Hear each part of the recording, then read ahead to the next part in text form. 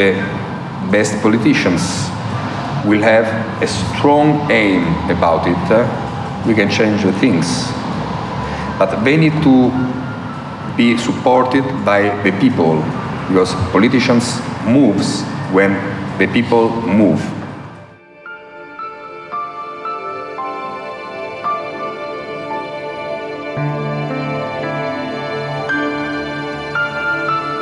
A lot of people in government still have an old way of thinking, especially because they're pushed by an industrial lobby which has an old way of thinking which is making profits. I don't think personally that this is the future for a fair and equitable world. Politics is not working in responsibility, but in sectors.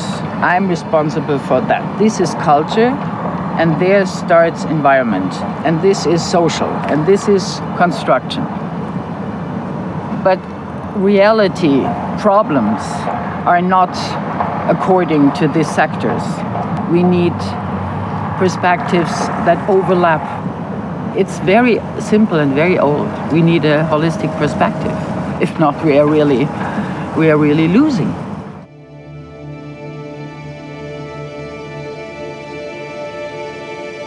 I would like to see us become more flexible and more adaptive and be able to respond more quickly to change. We tend to think in great blocks of time. We'll do this, we will react in this way, where the things that influence us are reacting much faster. We need to become more agile.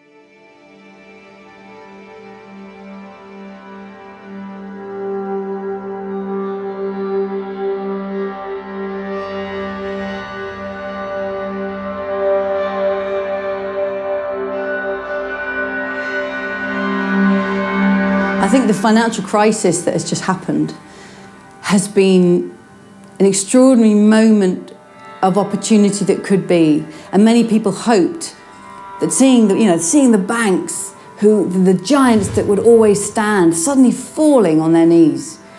Extraordinary, things we never thought we would see happen. Well, if you can see some things you never thought you'd see, you see them happen. Aren't there other things that we might want to see that we could make happen? Perhaps we've got to find an alternative economic model that we would all thrive under much better. Perhaps we don't need, or perhaps we can't keep GDP growth forever. It would require politicians talking about things that go right out of a comfort zone.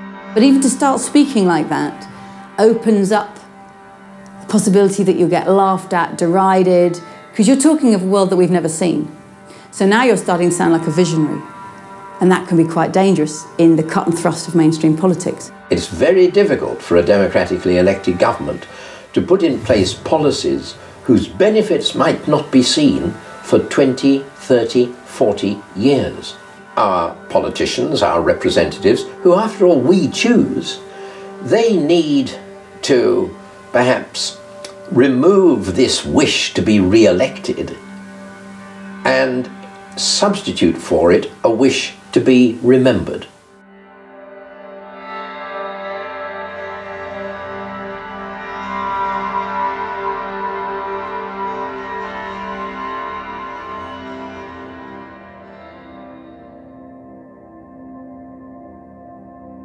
On our trip around Europe, we took very little with us and lived much more simply. It was a relief to have less stuff to worry about.